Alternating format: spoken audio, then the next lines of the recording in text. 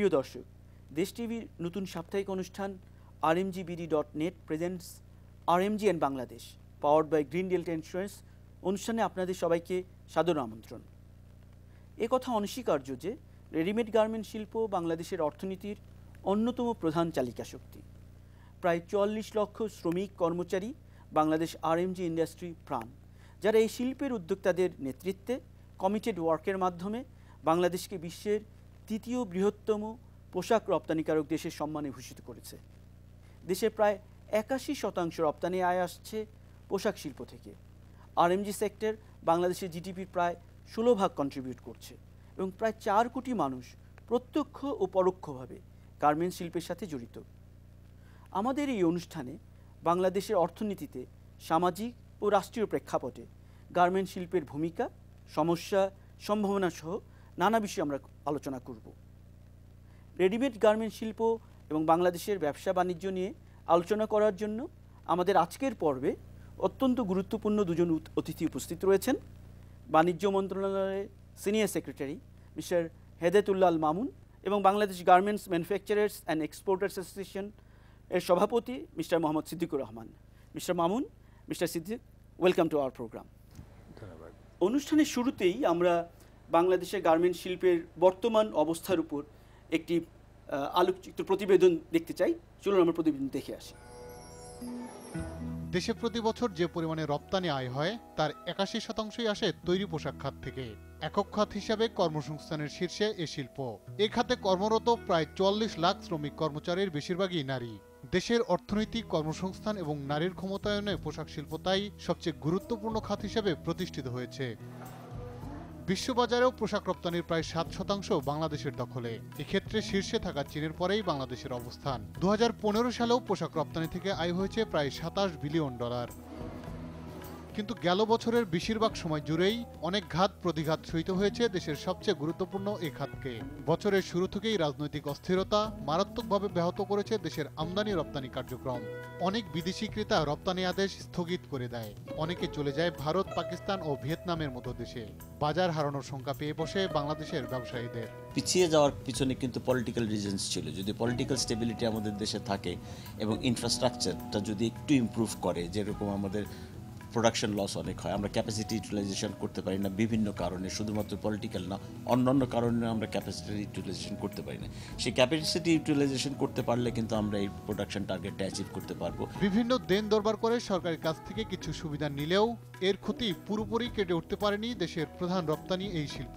Knitwear, oven কিংবা home textile প্রত্যেকটিতেই লক্ষ্যমাত্রা অর্জন করতে ব্যর্থ হয়। বিশেষ করে বাংলাদেশি পোশাকের সবচেয়ে বড় বাজার যুক্তরাষ্ট্রে রপ্তানির পরিমাণ আগের চেয়েও কমে যায়। এ বাজারে জিএসপি সুবিধা পেতে জোর তৎপরতা চালিয়েও ব্যর্থ হয় বাংলাদেশ।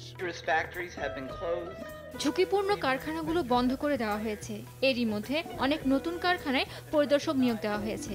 ২০০-এর বেশি শ্রমিক সংগঠনকে স্বীকৃতি দেওয়া হয়েছে। শ্রমিক নিরাপত্তা এবং অধিকার প্রতিষ্ঠায় স্বচ্ছতা বেড়েছে। এসবই খুব ইতিবাচক অর্জন, তবে আরও অনেক দূর যেতে হবে। এরপর দেশের পোশাক খাতের উপর অব্যাহতভাবে চাপ ছিল ক্রেতা জোট অ্যাকর্ড ও অ্যালায়েন্সের। তাদের পরিদর্শনে প্রায় ১৫০০ কারখানা বন্ধ করে দেওয়া হয়। তবে তাদের দেওয়া বেশিরভাগ শর্তই এরই মধ্যে পূরণ করা হয়েছে বলে বছরের শেষ দিকে এসে দাবি করেছে শ্রম অধিদপ্তর। এর সঙ্গে টাকার বিপরীতে ডলার, ইউরো এবং ভারতীয় রুপির দরপতন পোশাক রপ্তানির উপর বাড়তি চাপ সৃষ্টি করে। কারণ এতে সমপরিমাণ পোশাক রপ্তানিতে আগের চেয়েও প্রায় ১০% আয় কমে যায়। এরপরেও রাজনৈতিক স্থিতিশীলতা আসার সঙ্গে সঙ্গে বছরের শেষ ভাগে রপ্তানি কিছুটা বাড়তে থাকে। প্রথমার্ধের নেতিবাচক প্রবৃদ্ধি থেকে বছর শেষে প্রবৃদ্ধি হয় ৩.৩৭%। কস্ট অফ প্রোডাকশন একটা রেজাল্ট, একটা ইমেজ হলো আরেকটা। কোন জায়গাটাতে কস্ট অফ প্রোডাকশন বেড়ে যাচ্ছে, কেন বাংলাদেশের থেকে ব্যবসা অন্য দেশে চলে যাচ্ছে, কেন উত্তরটা আমরা কিন্তু বারবার বলছি। রপ্তানির সবচেয়ে বড় বাধা হচ্ছিল আমাদের দেশে ডলারের ডিভ্যালু। এর উপর যুক্তরাষ্ট্র, ভিয়েতনাম সহ ১২টি দেশের মধ্যে টিপিপি চুক্তি বাংলাদেশের পোশাক রপ্তানির জন্য ঝুঁকি আরো বাড়িয়ে দিয়েছে বলে বিশেষজ্ঞদের আশঙ্কা রয়েছে। বর্তমানে আমরা যেটা বিক্রি করছি লোয়ার এন্ড প্রোডাক্ট, সেখানে হয়তো কোনো রকম এফেক্ট হবে না, কিন্তু সেখান থেকে তো আপনি প্রবৃদ্ধি পাচ্ছেন না। প্রবৃদ্ধি তো পাবেন বর্তমানে যা করছেন সেটা বেশি বিক্রি করে অথবা নতুন পণ্য বিক্রি করে। এই নতুন পণ্যের ক্ষেত্রে কিন্তু আমরা ঝুঁকি দেব। তবে আশার আলো দেখাচ্ছে ২০১৫ সালের শেষ ২ মাস এবং চলতি অর্থবছরের প্রথম মাসের চিত্র। এ সময় পোশাক রপ্তানি প্রবৃদ্ধি ২ অঙ্কের কোটায়। এভাবে এগোতে পারলে বাংলাদেশের 50 বছর পূর্তিতে দেশের রপ্তানি 50 বিলিয়নে উন্নীত হবে বলে আশা করছেন সংশ্লিষ্টরা। ধন্যবাদ মাননীয় বাণিজ্য সচিব। প্রথমেই আপনার কাছে আমাদের প্রশ্ন যে বাংলাদেশের যে গার্মেন্ট শিল্প এবং ব্যবসা বাণিজ্যের খাতিরে 2015 সালকে আপনি কিভাবে দেখছেন? ধন্যবাদ আপনাকে। ব্যবসা বাণিজ্য যদি ধরি তাহলে এটা তিনটা বিষয়, একটা আমদানি, রপ্তানি এবং অভ্যন্তরীণ ব্যবসা বাণিজ্য। আর তিনটি ক্ষেত্রেই বাংলাদেশ অভাবনীয় সাফল্য অর্জন করেছে এবং গত বছর নানা বাধা বিপত্তি সত্ত্বেও বাংলাদেশ ব্যবসা বাণিজ্যে, রপ্তানিতে, আমদানিতে এবং আমদানি বিকল্প শিল্পক্ষেত্রে গুরুত্বপূর্ণ অগ্রগতি সাধন করেছে। আরএমজি সেক্টর যদি আলাদা করে ধরা হয় তাহলে আরএমজি সেক্টর আমাদের দেশের প্রধান খাত এবং রপ্তানি খাত। আমাদের বৈদেশিক মুদ্রার 81% আপনি বলেছেন আরএমজি সেক্টর থেকে আসে এবং এই সেক্টরেও বহু বাধা বিপত্তি সত্ত্বেও অগ্রগতি অত্যন্ত ভালো। সবচেয়ে মূল্যবান বিষয় হচ্ছে যে বাংলাদেশ ইন্টারন্যাশনালি পৃথিবীর সবচেয়ে কমপ্লায়েন্ট। যদি আপনি ডেভেলপড দেশ বাদ দেন তাহলে ডেভেলপড দেশ বাদ দিলে এমনকি উন্নয়নশীল দেশ এবং এলডিসির মধ্যে বাংলাদেশ অগ্রবর্তী অবস্থায় আছে ইন্টারন্যাশনাল মানে স্ট্যান্ডার্ড কমপ্লায়েন্সে যদি ধরা হয়। সেক্ষেত্রে বাংলাদেশ প্রতিযোগিতা এই বিষয় নিয়ে আরও আলোচনা করব, বাট মিস্টার সিদ্দিকুর রহমান আমাদের বিজেএম এর মাননীয় সভাপতি, আপনার কাছ থেকে যেন মাননীয় সেক্রেটারি যে বলছিলেন যে আমাদের পারফরমেন্স ভালো, আমরা রিসেন্ট দেখছি 2015 সাল এবং 2015-16 হাফ ইয়ারলি যে রিপোর্ট 9.24% গ্রোথ গার্মেন্টস এক্সপোর্টে। আপনি পুরো জিনিসটাকে ক্রেডিট কাকে দিচ্ছেন এবং চ্যালেঞ্জ কাকে মনে করছেন? না, আপনি এখানে ক্রেডিট তো আপনাকে ধরতে হবে যে প্রথমে হলো যে আমাদের যে উদ্যোক্তা শ্রেণী আছে এবং যে শ্রমিক ভাই বোনেরা আছে, কিন্তু আপনাকে আরেকটা জিনিস দেখতে হবে যে সরকারেরও সহযোগিতা লাগবে। কমার্স মিনিস্টার যিনি আছেন তোফায়েল আহমেদ সাহেব, উনিও খুব পজিটিভ এবং উনিও খুব অ্যাগ্রেসিভলি আমাদের যে কোনো জিনিস করার জন্য, এবং তার সাথে সাথে আমার ভাই যে সিনিয়র সেক্রেটারি সাহেব আছেন ওনারাও খুব পজিটিভলি আমাদেরকে ব্যবসা বাণিজ্যের বিভিন্ন জায়গায় নীতি সহায়তা দিয়ে থাকেন। চ্যালেঞ্জের মধ্যে যেটা আছে নাম্বার 1 হলো আমরা সরকারকে বিভিন্ন সময় বলেছি যে জ্বালানি নীতি আমাদের জন্য একটা দরকার। আরেকটা হলো যে আমরা বিদ্যুতে অনেক দূরে এগিয়েছি কিন্তু বিদ্যুতের ট্রান্সমিশন লাইনের এখনও সমস্যা আছে, এগুলো ঠিক করা দরকার এবং আমাদের স্কিল ম্যান পাওয়ারের দরকার। এই জায়গাগুলো সরকারকে খুব চিন্তা করতে হবে। আরেকটা জিনিস করা উচিত, তেলের দামটাও কমছে, এখানে ডিজেলের প্রাইসটা কমানো খুব জরুরি এবং ডিজেল দিয়ে এই আপনার যে বিদ্যুৎ কারখানাগুলো আছে, বিদ্যুৎ কারখানায় আপনার ডিজেল দিয়ে চালাইলে আমার মনে হয় গ্যাসটা বয়লারে যেখানে গ্যাস ছাড়া যে ইন্ডাস্ট্রি চলে না সেখানে গ্যাসটা আনডিস্টার্ব দেওয়া দরকার। ধন্যবাদ মিস্টার সিদ্দিকুর রহমান। আমরা আলোচনা আরও চালিয়ে যাব, এই মুহূর্তে একটি ছোট্ট বিরতিতে যেতে হবে, তারপরে এসে আমাদের আরও প্রশ্ন রয়েছে আপনাদের দুজনের কাছে। দর্শক, সংক্ষিপ্ত বিরতিতে যাচ্ছি, আমাদের সঙ্গে থাকুন প্লিজ।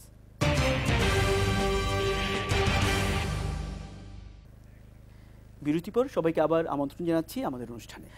মিস্টার মামুন, রিসেন্টলি যে কম্প্যাক্ট মিটিং হলো এর আউটকাম কি এবং এর প্রেক্ষিতে গার্মেন্ট শিল্পের উপর নিয়ে কী আলোচনা হয়েছে দর্শকদের জন্য যদি আপনি শেয়ার করেন। আসলে সাস্টেনেবিলিটি কম্প্যাক্ট স্বাক্ষরিত হয়েছিল রানা প্লাজার ঘটনার পরে। তখন ইউরোপিয়ান ইউনিয়ন, পরবর্তীকালে যুক্তরাষ্ট্র, আইএলও, এখন কানাডা এতে যোগ দিয়েছে।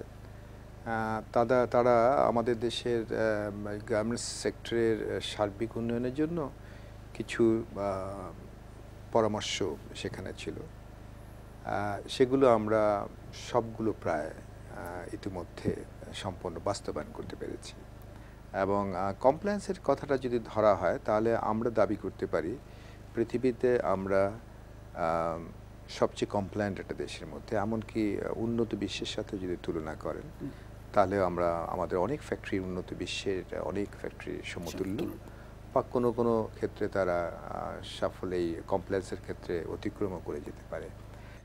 বাংলাদেশ যে জাতি, যে রাষ্ট্র, তার রাষ্ট্র দর্শনের মূল ভিত্তি হলো মানবিক মর্যাদা, মানবীয় মর্যাদা, হিউম্যান ডিগনিটি। সেই ক্ষেত্রে কি আপনি কি মনে করছেন যে এই বিষয়গুলো কি আপনারা তুলে ধরতে পেরেছেন? সেটা আমরা বলেছি যে এটা রাষ্ট্র তার সাংবিধানিক স্কিম থাকে, এটা কনস্টিটিউশনাল স্কিম, এই স্কিমেই শ্রমজীবী মানুষের সাধারণ মানুষের, সর্বস্তরের মানুষের অধিকার সুপ্রতিষ্ঠিত করে এই রাষ্ট্র প্রতিষ্ঠা হয়েছে। ফলে এটা ঠিক অন্য দেশ, বহু দেশে এটা তুলনীয় নয়, এবং এই কথাগুলো তারা মানতে বাধ্য হয়েছে। এবং আমাদের যে এবং সেই স্বাধীনতাকালীন যে সরকার, সেই সরকার গত 7 বছর ধরে বাংলাদেশের রাষ্ট্র পরিচালনা করছে। ফলে শ্রমজীবী মানুষের জন্য এই সরকারের যে আন্তরিকতা, যে কমিটমেন্ট, এটা তারা স্বীকার করতে বাধ্য। ধন্যবাদ। মিস্টার সিদ্দিক রহমান, আপনি এই কমপ্লায়েন্স নিয়ে অনেক প্রশ্ন আছে, অ্যাকর্ড, অ্যালায়েন্স, রিমেডিয়াল, অনেক ধরনের সমস্যা ভুগছে আপনার সদস্যরাও। বিজিএমইএর সভাপতি হিসেবে আপনি এই বিষয়গুলো কীভাবে দেখছেন? না দেখেন, রানা প্লাজা ধসের পরে যখন এই অ্যাকর্ড অ্যালায়েন্স, এই কম্প্যাক্ট সাইন হয়, তারপরে অ্যাকর্ড অ্যালায়েন্স গঠিত হয়, এবং যারা অ্যাকর্ড এবং অ্যালায়েন্স দুটো জোট হলো, একটা আমেরিকান এবং একটা ইউরোপিয়ান। এর বাইরে যে ফ্যাক্টরিগুলো আছে সেগুলোর জন্য আইএলও এবং সরকার মিলে বুয়েট দ্বারা ইন্সপেকশন করে। এবং আমাদের যে ফ্যাক্টরি আছে 3660টা ফ্যাক্টরি ইন্সপেকশন শেষ, এবং এর মধ্যে যেগুলো অ্যাকর্ড অ্যালায়েন্সের কাজ করে তারা কিন্তু অলমোস্ট তাদের রিমেডিয়েশনের যেসব জিনিস, electrical safety, fire safety, building safety, 3টা সেফটির ইয়েতেই কিন্তু আমরা ফায়ার ডোর লাগিয়েছি, আমরা অনেক রিমেডিয়াল কাজ করেছি, আমরা যেখানে হাইট বেশি সেখানে স্প্রিংলার লাগিয়েছি। এই জিনিসগুলো আগে ছিল না, যেগুলো নতুন করে আমাদেরকে এই রানা প্লাজার পরে, কম্প্যাক্টের পরে আমাদেরকে করতে হচ্ছে, এবং সেগুলো কিন্তু আমাদের ম্যাক্সিমাম ফ্যাক্টরি করে ফেলেছে। স্কিল ডেভেলপমেন্টের বিষয় যখন আসে, আমরা বলি যে বাংলাদেশে আমরা আর্ন করছি যেরকম, আমাদের দেশ থেকে অনেকে নিয়ে চলে যাচ্ছে, বিদেশি অনেকেই এখানে কাজ করছে। এই বিষয়ে আপনাদের দুজনের কাছ থেকে আমরা মতামত জানতে চাই, বিকজ সরকার কীভাবে হচ্ছে স্কিল ডেভেলপমেন্টের জন্য সরকারের বাণিজ্য মন্ত্রণালয়ের কোনো উদ্যোগ আছে কিনা, এবং বিজিএমইএ আমাদের, আমি জানি বিওএফটি আপনাদের আছে, ইউনিভার্সিটি আছে, আপনাদের দুজনের মতামত শুনবে। মিস্টার মামুন, প্রথমে একটা কথা বলে নিই যে কমপ্লায়েন্স, যে কম্প্যাক্ট, সাস্টেইনেবল কম্প্যাক্টে 3টা পিলার ছিল। একটা হলো যে সরকার করবে একটা অংশ, যারা গার্মেন্টসে মালিক তারা একটা অংশ করবে, আরেকটা অংশ করবে হলো রিটেলের বিজনেস কন্ডাক্ট, যেটা ফেয়ার প্রাইসিং। সরকারের অংশ সরকার মোটামুটি শেষ করেছে, এবং আমাদের যারা ব্যবসায়ী আছেন গার্মেন্টস সেক্টরে তাদের অংশ তারা মোটামুটি শেষ করেছে। কিন্তু যাদের সাথে পার্টনার তাদের অংশটা কিন্তু খুব একটা আগায় নেই, এবং তাদের অংশটা হলো ফেয়ার প্রাইস দেয়া, এবং তাদের অংশটা হলো বিজনেস কন্ডাক্টে এথিক্যাল হওয়া, সেই জায়গাটাই কিন্তু খুব একটা আগায় নেই। তো এর মধ্যে কিন্তু পুরো প্ল্যানটা 7-5 ইয়ার প্ল্যানে কিন্তু ওইভাবে সমস্ত জনগোষ্ঠীকে শিক্ষিত করার জন্য, স্কিল্ড করার জন্য যে প্রচেষ্টা, সেটা কিন্তু পুরো প্ল্যান। ধন্যবাদ মিস্টার মামুন। আমাদের সময় স্বল্পতার জন্য মিস্টার সিদ্দিকের কাছ থেকে এই বাকিটুকু শুনতে চাচ্ছি। স্কিল ডেভেলপমেন্টে কিন্তু একটা আশ্চর্য জিনিস, সরকারের বিভিন্ন অর্গানাইজেশন কিন্তু আপনার কাজ করছে, শ্রম মন্ত্রণালয় করছে, ইদানিংকালে শিক্ষা মন্ত্রণালয় তো করছেই, ইদানিংকালে আপনার ইভেন ফাইন্যান্স মিনিস্ট্রি নিজে এই স্কিল ডেভেলপমেন্টের জন্য এগিয়ে এসেছে, এবং তাদের সাথে বিজিএমই যৌথভাবে বিভিন্ন প্রজেক্ট কিন্তু আমরা বিজিএমই বিকেএমই মিলে করতেছি। আমাদেরকে বিরতিতে যেতে হবে, আমাদের এরপর আলোচনা আমরা করব এরপর এসে। প্রিয় দর্শক, সংক্ষিপ্ত বিরতিতে যাচ্ছি, আমাদের সঙ্গে থাকুন প্লিজ।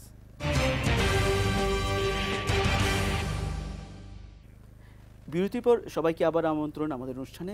মিস্টার সিদ্দিক, আমরা স্কিল ডেভেলপমেন্ট নিয়ে কথা বলছিলাম, যে আপনি বলছেন যে আমাদের ভবিষ্যতে যে সম্ভাবনাগুলো দেখা যাচ্ছে তাতে এই যে একটা অভিযোগ, সেই অভিযোগটা থেকে আমরা উত্তরণ হবে যে আমাদের নিজস্ব লোকজন শক্তিশালী হবে। কিন্তু আমার প্রশ্ন হচ্ছে, আপনি এই মুহূর্তে আমাদের কি দেশের লোকজন কি বিভিন্ন কাজ করতে পারছে না?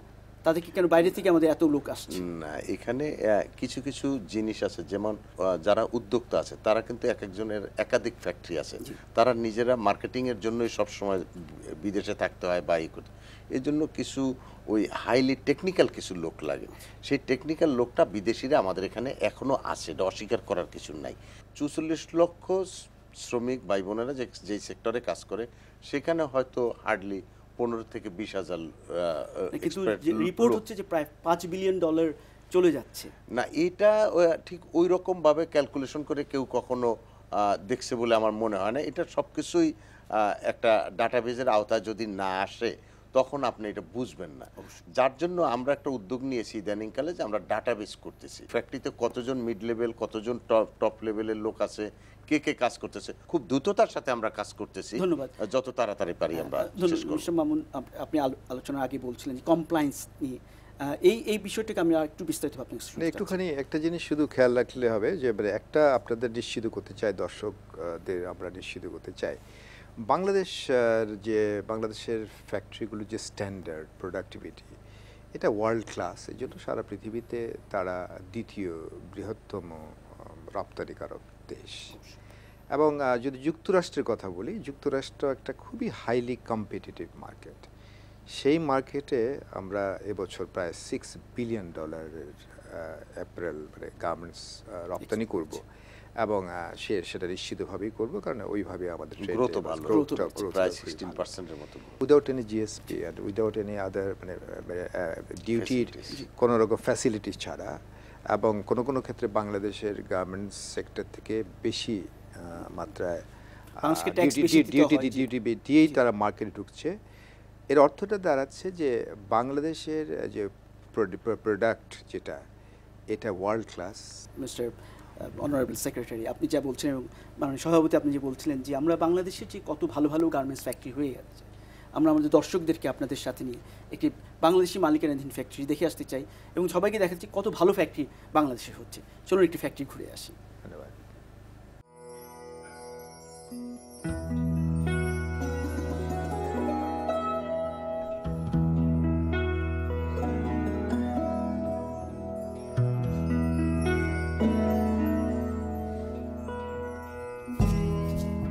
AKH presently a LEED Gold certified factory.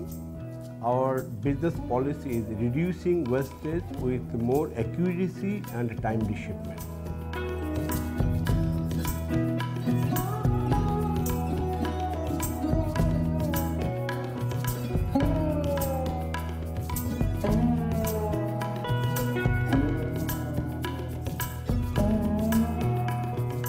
এখানে পরিবেশ অনেক সুন্দর এবং কি এখানকার ডিসিপ্লিন খুবই ভালো।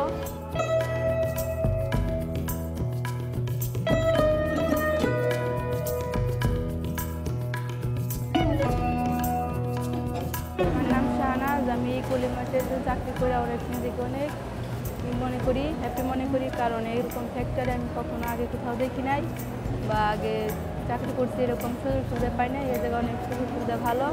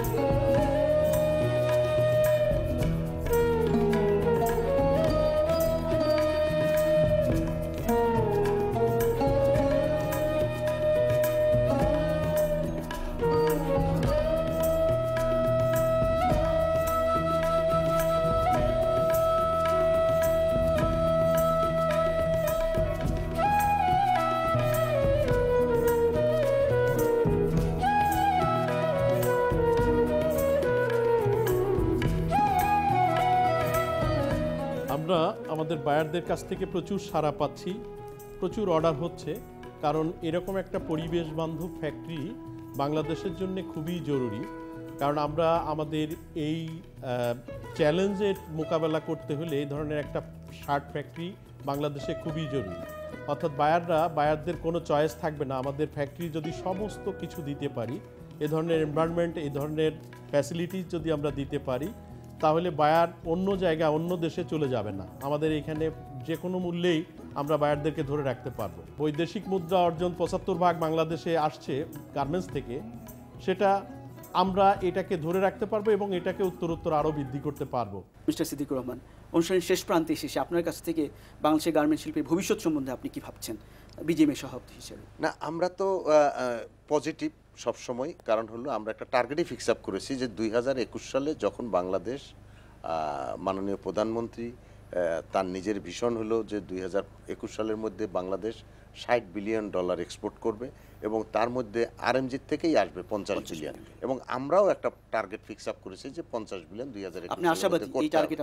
এবং আমরা এই বছর যেরকম দেখতেছি আমাদের গ্রোথ যেভাবে হচ্ছে, তাতে আমার মনে হয় যে আমরা ইনশাল্লাহ এটা অবশ্যই করতে পারবো। মিস্টার মামুন, আপনি বাংলাদেশি গার্মেন্টস শিল্পকে ভবিষ্যৎ আপনি কিভাবে দেখছেন? অবশ্যই আমি তার সাথে একমত যে আমরা 2021 সালে যে লক্ষ্যমাত্রা নির্ধারণ করা হয়েছে, এটা কোনো স্বপ্ন নির্ভর লক্ষ্যমাত্রা না, এটা খুব বাস্তব লক্ষ্যমাত্রা, এবং তারা অত্যন্ত প্ল্যান্ড ওয়েতে এটা করেছেন। এবং তার জন্য যে সরকারের যে সহায়তা, যেসব নীতি, রপ্তানি নীতি, আমদানি নীতি, মুদ্রানীতি, এগুলো সহায়ক হিসেবেই কাজ করছে। এবং আমাদের প্রত্যাশা যে মাননীয় প্রধানমন্ত্রী যে স্বপ্ন দেখেছেন মধ্যম আয়ের দেশে উন্নীত হবার, যে একটা স্বপ্ন, মানে যে লক্ষ্য তিনি স্থির করেছেন, গার্মেন্টস তার মধ্যে একটা সহযোগী হিসেবে সেই লক্ষ্যে পৌঁছে সারা জাতিকে পরিপূর্ণ মধ্যম আয়ের দেশে পরিণত করার ব্যাপারে অবদান রাখবে, এটা আমরা আশা করি। ধন্যবাদ মিস্টার মামুন, ধন্যবাদ মিস্টার সিদ্দিক আমাদের এই অনুষ্ঠানে আপনাদের মূল্যবান সময় এবং বক্তব্য দেওয়ার জন্য। আপনাকেও ধন্যবাদ। প্রিয় দর্শক, আমরা আমাদের অনুষ্ঠান শেষ করছি। আমাদের সঙ্গে থাকার জন্য আপনাদের সবাইকে অসংখ্য ধন্যবাদ।